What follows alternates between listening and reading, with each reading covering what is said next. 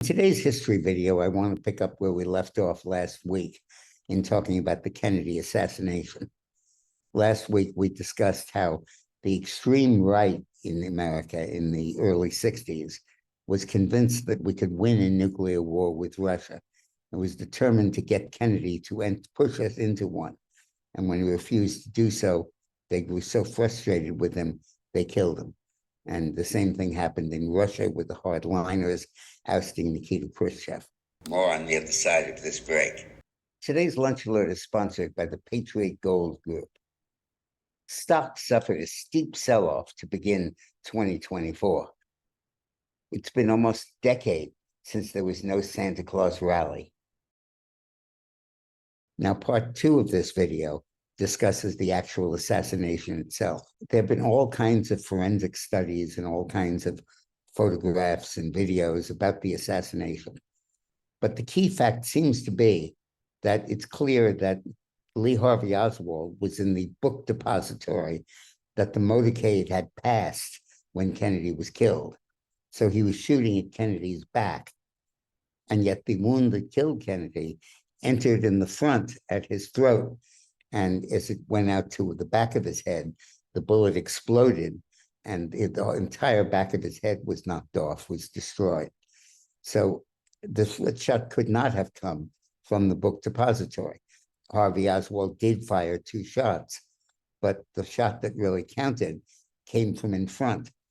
And there's a lot of video, a lot of testimony based on audio recordings that it came from a grassy knoll, which the motorcade was about to pass. And several days before the assassination, people reported seeing other men, including some say Jack Ruby, the guy who shot Lee Harvey Oswald, in the grassy knoll. So regardless of how this plays out and what the theories of the assassination are, it's very clear that the Warren Commission that was established by Johnson to investigate the assassination did not really do so, did not do a good job.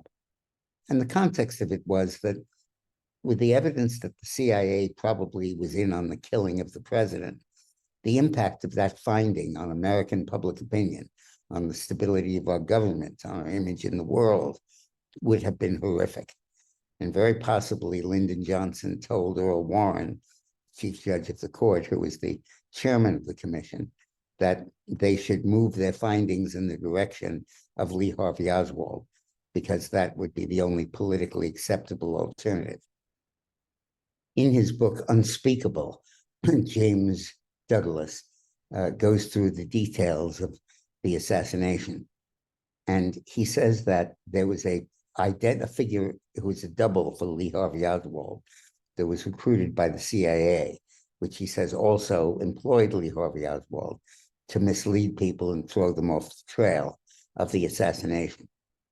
Regardless of that, it's clear that the Warren Commission did not do a good job of sifting through the evidence and deciding who was responsible for the assassination.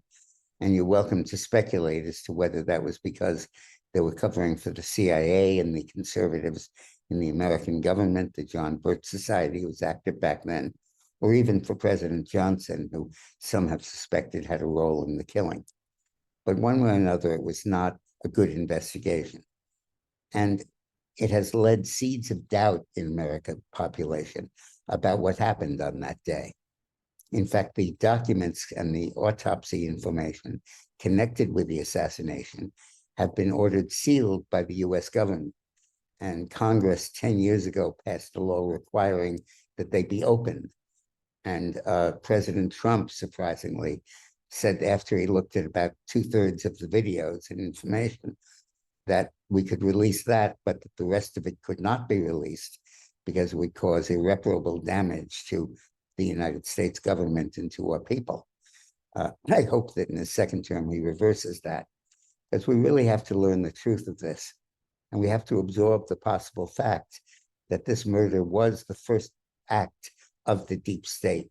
And it gives us an understanding of the intelligence community conspiracies that dominated so much of our policy in the 60s, 70s, 80s, 90s, and perhaps going through the accusations of collusion between Russia and Trump. that function even today. Today's lunch alert is sponsored by the Patriot Gold Group. Stocks suffered a steep sell-off to start 2024.